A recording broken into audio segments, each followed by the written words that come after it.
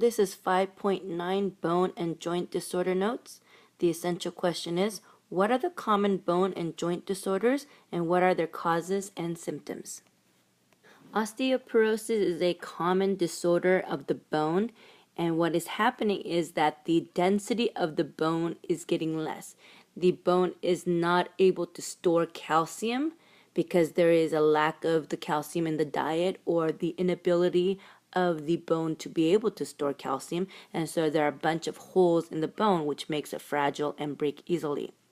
It affects women more than men, and usually in the age around 65, and affects the long bones and bones of the spine. So the picture here, you are seeing a increase in the curvature of the spine due to the fact that what happens is the body in the bone is being crushed or collapsed. This is, remember, the classic compression fracture occurs in bone that are weak, and what happens is it's just the weight of the bone on top of each other, it's making them collapse.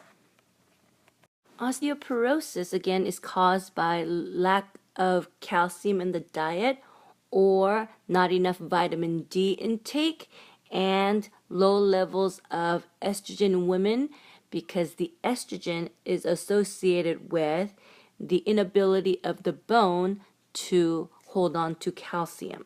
And vitamin D is associated with storage of calcium. Without enough vitamin D, the calcium cannot be stored in bone. In the picture above, notice that this is the normal density of bone.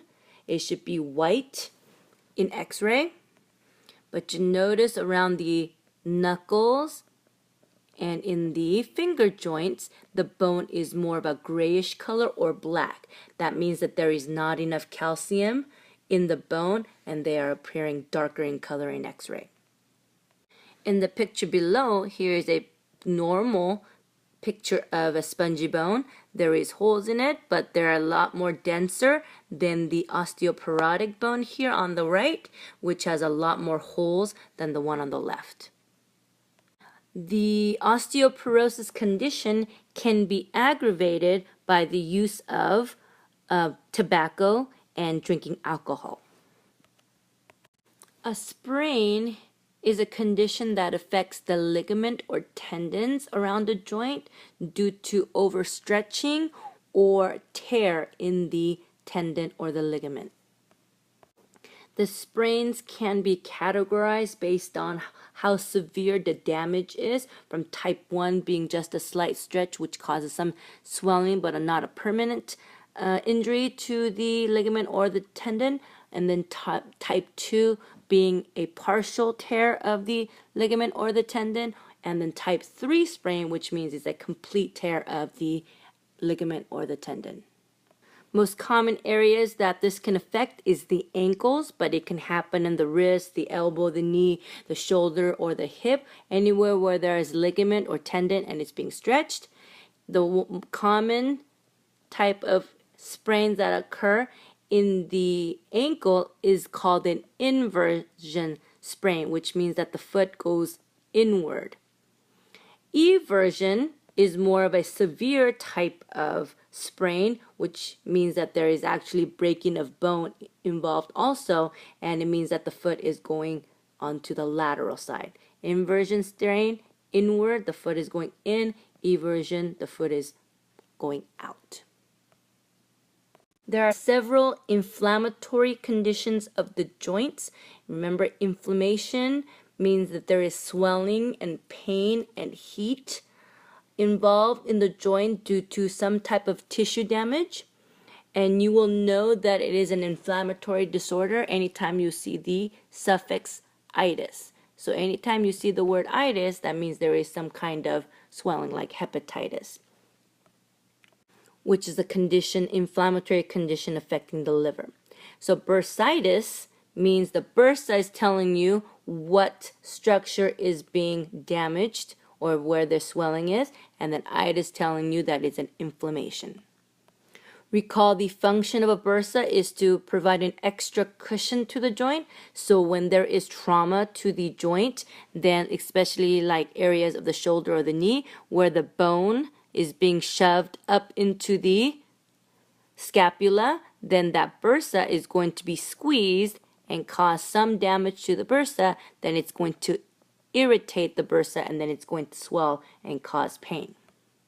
So what you will see is you will see an area around the joint where there is a swelling around where the bursa would be. That's how you would diagnose what a bursitis is. Next inflammatory disorder is the tendonitis. Again, you see the suffix tendon, which means inflammation. And then in this case, what is being affected is the tendon sheath. The tendon sheath is the covering around the tendon.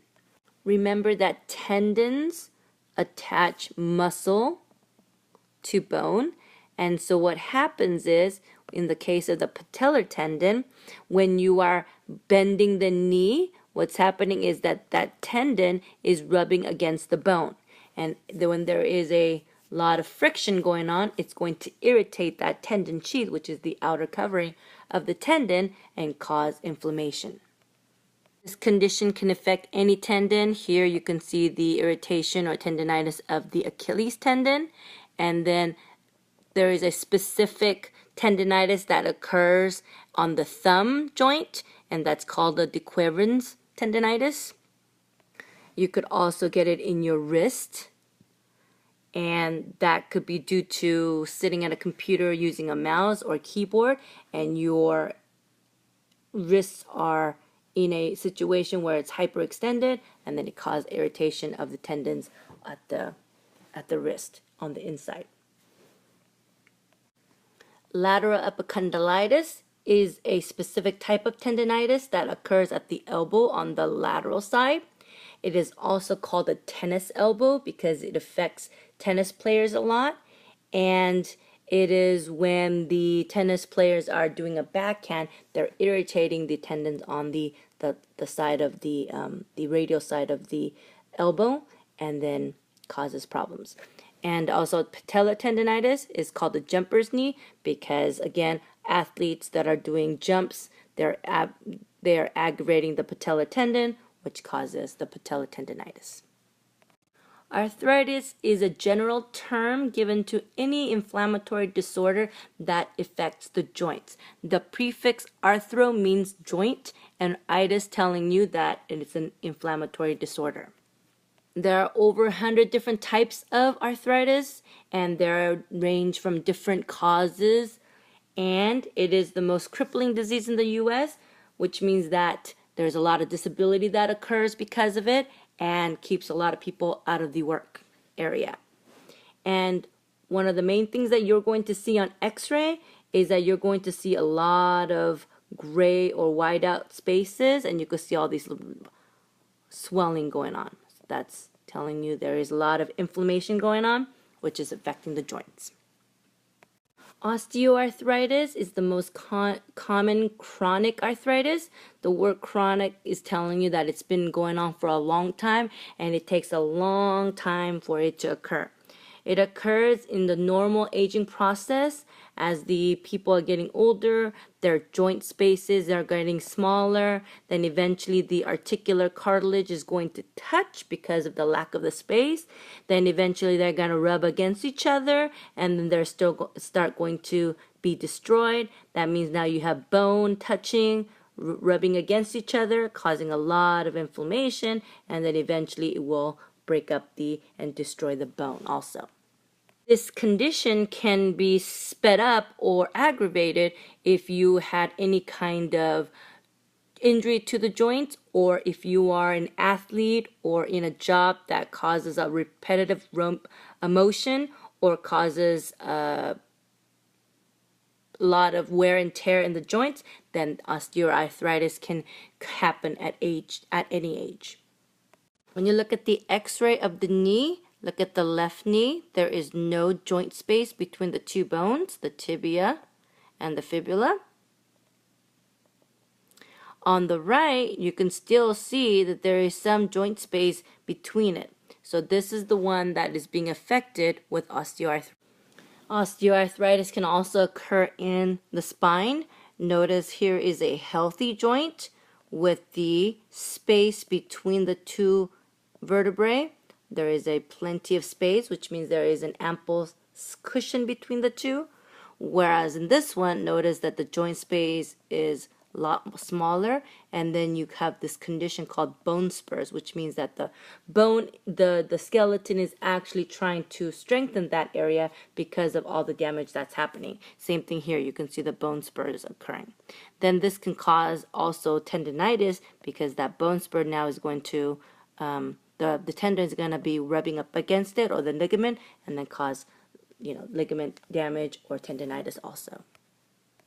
Rheumatoid arthritis is an autoimmune disorder. Autoimmune disorder is a class of disorders where the immune system, your own immune system, is attacking your body. And in this case, it's the joints. Symptoms can begin with bilateral inflammation, unlike osteoarthritis, where you notice that it could affect one knee because there is more wear and tear on one knee versus the other. In rheumatoid arthritis, because it is a systemic problem, that which affects the entire body, there's going to be inflammation on both sides of the body. So both hands, both knees, both ankles, things like that. And rheumatoid arthritis can lead to deformities in the joints. Classic signs of rheumatoid arthritis is this ulnar deviation. Remember, the ulna is the pinky side, and what happens is at the knuckle joint, the bone is the bones between the knuckle joints is bending toward the ulnar side. And on X-ray, this is shown by the yellow here. There is a lot of inflammation, very excruciating pain, a lot of heat. Okay, it can affect the spine, affect the shoulder, affect the neck, and definitely affect the hands and the feet. Gouty arthritis is inflammation of the joints caused by deposit of something called urate crystals in the blood. So when you eat certain kind of protein, then the material gets collected and then it dissolves in water, and then it gets eliminated through the process of urine. But for some people that suffer from gout, instead of them dissolving in liquid and turning into fluid as urine and eliminate it, they become sand-like. They're like little crystals. And what happens is they accumulate around the joints in the hands and the feet. And it's almost like having grains of sand or pebbles inside your joints every time you move. And so those tiny little pebbles are getting in between the joints, and every time you move, it's rubbing up against the tendons or the bones and causing a lot of swelling and inflammation and pain. It can be controlled by diet. Overeating of too much meat and not enough fruits and vegetables can cause it, and also overuse or excess consumption of alcohol can also aggravate gout. What you are going to see in X-ray is you're going to actually see the tiny crystals destroying the bone, and you're going to see a localized big nodule or a bump on the joints. Okay, but the only way you're going to tell whether it's gout or not is by testing the actual crystals to see if it's urate crystals. 5.9 notes homework. Number 1, what are the causes and symptoms of osteoporosis? Number 2, what are the causes and symptoms of bursitis and tendonitis? Number 3, how are osteoarthritis, rheumatoid, and gouty arthritis different in causes and in symptoms?